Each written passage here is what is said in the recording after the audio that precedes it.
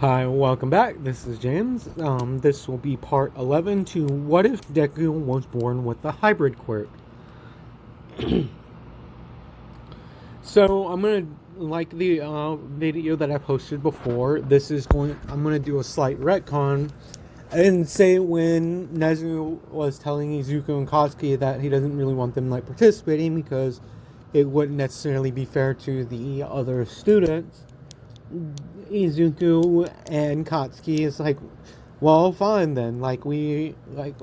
We'll just please, and they eventually convinced the Nezu to let them participate. So we'll get into this now. So where we left off, Izuku had finished, and this was the day before the sports festival. Izuku had finished hanging out with Dinky, and basically Dinky now doesn't just become a complete idiot. He just will pass out because of the strain that it takes on his body. And eventually he'll keep improving. So we cut to the sports festival. Crescent Mike and Aizawa kind of go through the same introduction to the festival and everything. And Crescent Mike's like, so Aizawa, what's the thing that we should be paying attention to? And Aizawa says the gate hit is legendary. The gate moment. So, but before this starts and everything, and all the rules and stuff are explained, Izuku was chosen to be top of the had the top score for the for the examinations, and he was chosen to give the commencement speech.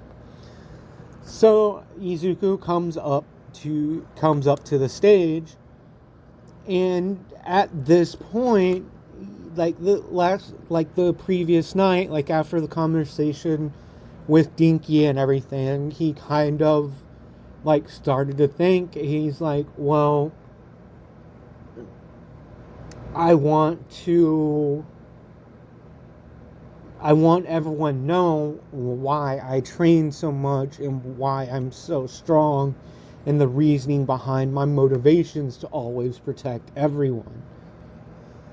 And so he kind of talks to Katsuki and Mitsuki about this. He's more so Mitsuki. In the afternoon when he gets home, he kind of tells Mitsuki, he's like, Mom, I kind of want to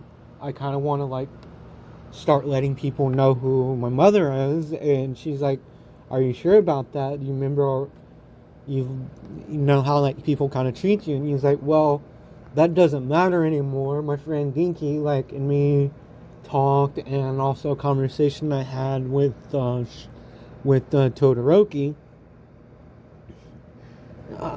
and everything has kind of made me think is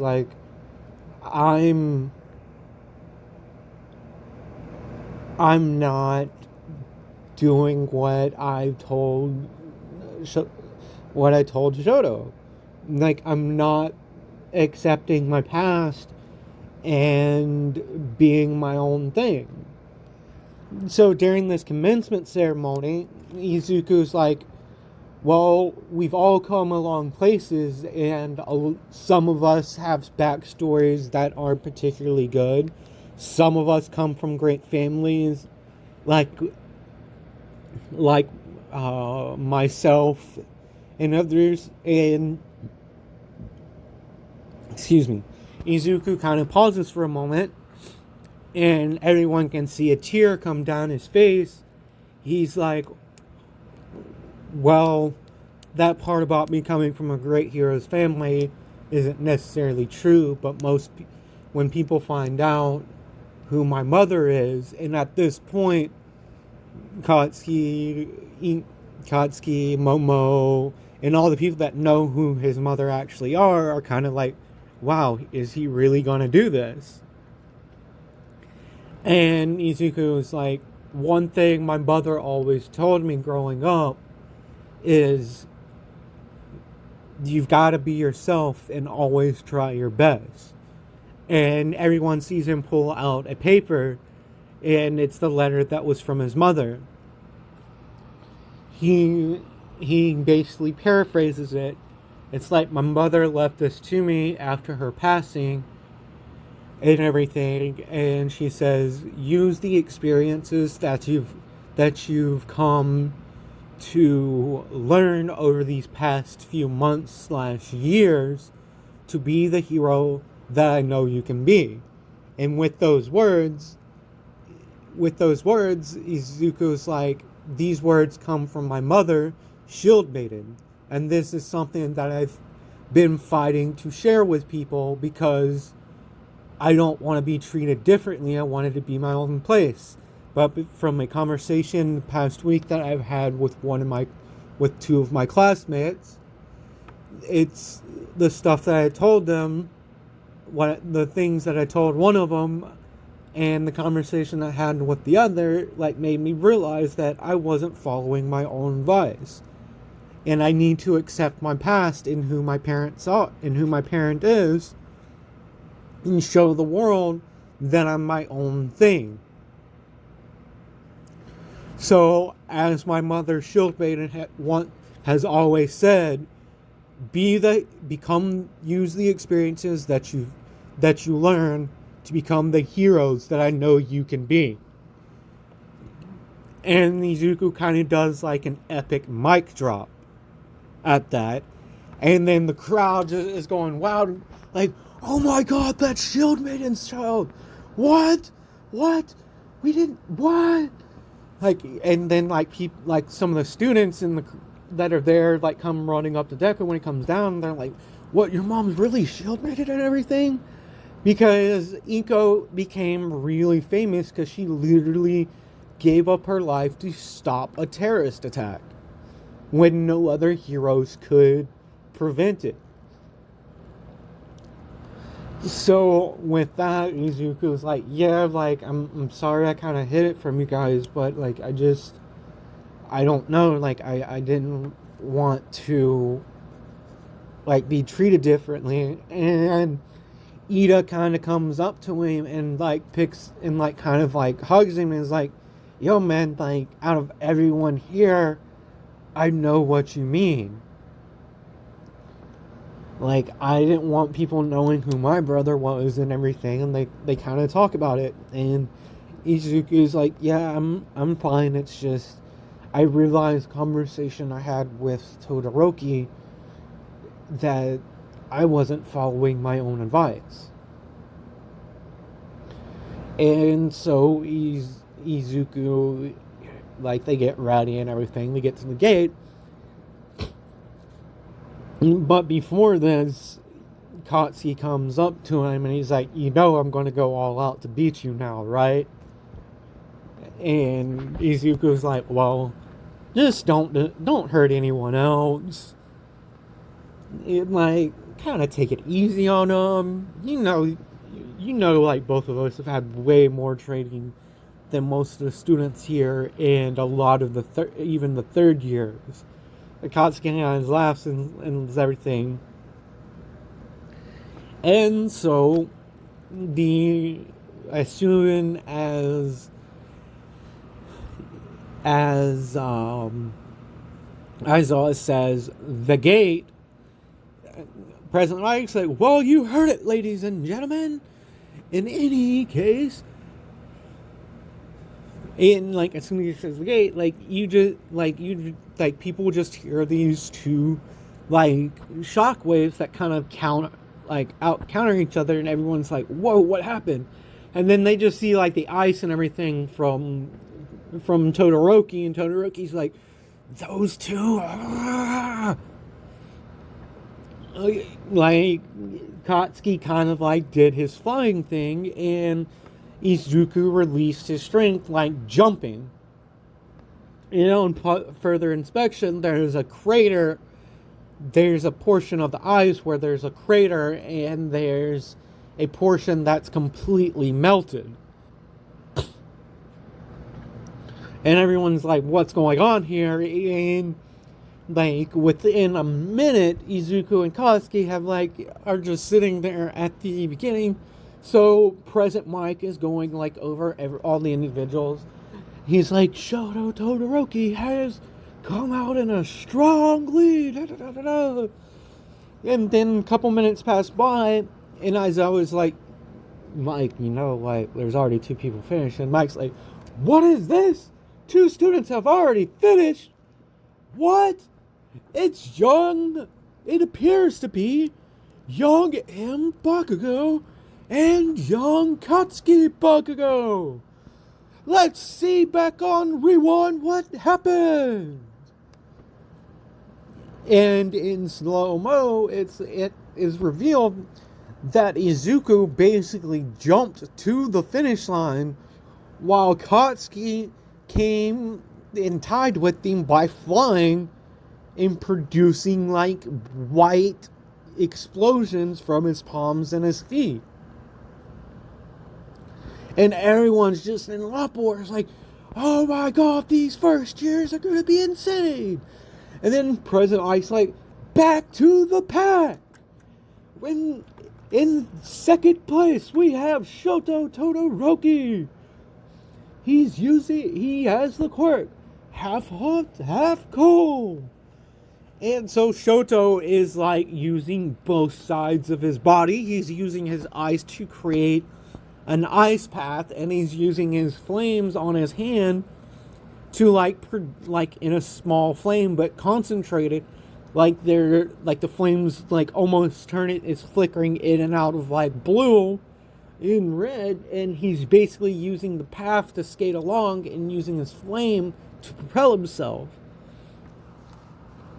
And then in third place, we have an unexpected person. We have young Kirishima, the kid with the hardening quirk. His catchphrases are always to be the hero that is a man. Just like kind of hyping up, and he goes down a list and everything. And in fourth place, we have the young Ida, brother of the famous hero Ingenium, Tensei. We have the young brother of Tensei Ida, the hero Ingenium, Tenya Ida, hoping one day to follow in his family's legacy. And you just see Ida's like, dang, those 2 are fast, and he's just powering through, doing micro, reciprocal bursts for, boost the speed. And by the time everyone is, gotten out of the gate, and, the ones that avoided Todoroki's attack, gets up to the top 6 places are starting to reach the robots, while everyone else is just getting out of the gate. So you have Todoroki just come by and completely engulf one of the 0-pointers in ice, freezing it, and then immediately melting its head with his flames. And it just kind of malfunctions and just powers down. You have Kirishima coming in, and one 0-pointer goes to step on him, and it does, but Kirishima just blasts through its foot, and at this point it comes toppling over into another 0-pointer, basically creating this small path. And then you have Shoto using his he shoots his ice out to make a path overwards, and with his flames he melts the path so anyone else can't get through it. And then you have Kirishima coming up to the mines, and he just runs through it. The mines are exploding behind him, but he's focused all of his most of his quirk to his back, so each explosion is kind of propelling him a little bit further and further, kind of speeding him up a little bit. Then you have Tenya Ida coming behind him, and then you have like all the rest of the packs like coming, and then everyone is like just kind of amazed at the like how strong all the first years are.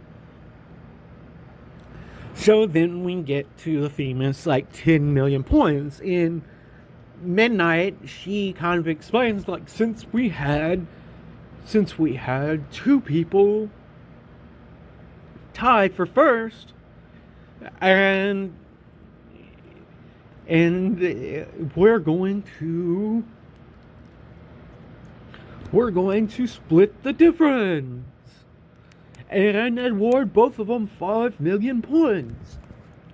So we have 2 people that will progress to the finals.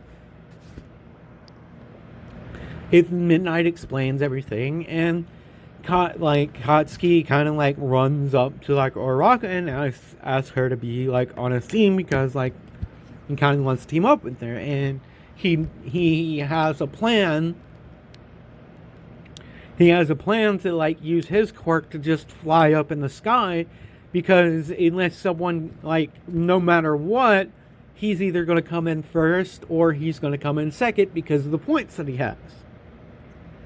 So he knows he's guaranteed to pass, and one of the rules is that you need at least 2 members on your team. So he asks Uraraka to like be on his team, and he's like, if you can make yourself weightless and kind of just hold on to my back, I can just fly up and kind of like hover, and all the ones that come to me, like I can just go up even further. And she's like, whoa, that's actually pretty cool. But at the moment, like another girl walks up to her, up to him, and she's like, so like, can I join your team? Like, it seems like you kind of have like a flying quirk and everything, and I have these babies. I don't know like what's your limit and everything, but I have like these rocket boosters, like, so like you can kind of take like a break and everything, and I have like this jetpack as well. And Katsuki's like, you know what, that's actually pretty cool. Like, yeah, that would make sense. So that way I don't drain myself, and I have enough stamina like later on. And that way I only have to put in half the work. And I can be more like defensive just in case someone just happens to get up to us. So like you have Team Bakugo now consist of Katsuki Bakugo as one of the horses, Mei Hatsume as one of the horses, and you have Ochako Uraraka as the rider. So basically, Ochako is going to make the team weightless, which lessens the strain. And then you have Mei Hatsume. Every single time Katsuki needs like a few seconds to like catch his breath, because he has to like burn oxygen to do it. She can use her jetpack to like kind of like keep everyone up afloat like somewhat. And then it allows Katsuki to get his breath. So we cut over to Izuku. He's like, oh, please don't let them be. Please don't let them be done. And then he comes up to Kendo and Momo, and he's like, I have a plan, but I'm gonna need you two's help. So he explains to them that he's going to be the horseman. He's going to be like the main horseman, and he's going to carry both of them. And Momo's going to be the one that holds the points, while Kendo sits there and like kind of, if someone comes near, she uses her hands to like protect Momo's band, like basically expanding her hands and putting them together like around like the band, because it's never explicitly said that they couldn't like use shielding to protect like their headbands. It just has to be in view. Because if that wasn't allowed, then the Froppy, Mineta, and the Tentacle arms guy like combination, they would have been disqualified. So, and they asked, so what are you gonna do? He's like, well, I'm the primary defense. If someone gets by my defenses, it's up to you, Kendo, to protect our points. And I'm pretty sure Akatsuki has came up with a similar plan where we already have enough points regardless of what happens. If we are able to just hold on to our points, we're going to make it through. So all the teams are basically the same, except the difference with Shinso's team is with the tail guy, he doesn't brainwash the tail guy because he explains because they have talked because they are in the same class, and he's like, so like your tail and everything, like it's completely opposable, right? And he's like, yeah, like I can grab things with it. And he's like, well, can you be like my horse? You be like my front horse, and like that means we need 2 other people and stuff like that. So he's going around. And he's asking around, and Kirishima walks up to him, and he's like, yo, man, I think with our quirks, if I'm like your lead horse, I can just like take a pounding and everything. Like I can basically be like the team shield, and you can be like the rider, because like with your quirk, you can basically like brainwash people to like hand over their own points. And with like the tail guy, like he can like grab them and stuff like that. And Shinso's thinking about this, and he's like, you know what, that's actually pretty solid. So we have the new team Shinso consisting of just Kirishima, Shinso, and the tail guy. And pretty much like all the other teams are going to be the same. And after just seeing in the race, like what like some of the class 1A people can do, some of the support course and the general study students are just like, they just like resign like immediately, because like they're like, yeah, there's no way we're going to win. So everything goes well, and so Katsuki's team, Uraka's team, in Momo's team, like basically play defense the whole time, and then you have Shinso's team just basically wrecking shop, because not only can Kirishima just like take punches and stuff, he also has this. But right before like the teams are decided, like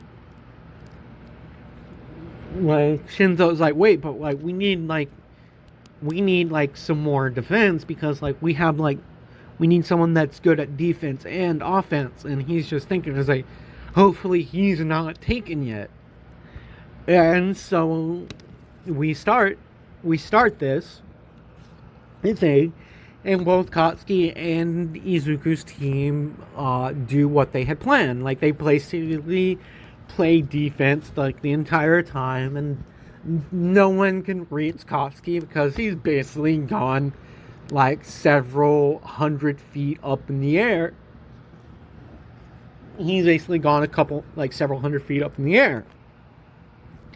And the Izuku's like blood prison like is just kind of freaking a lot of people out.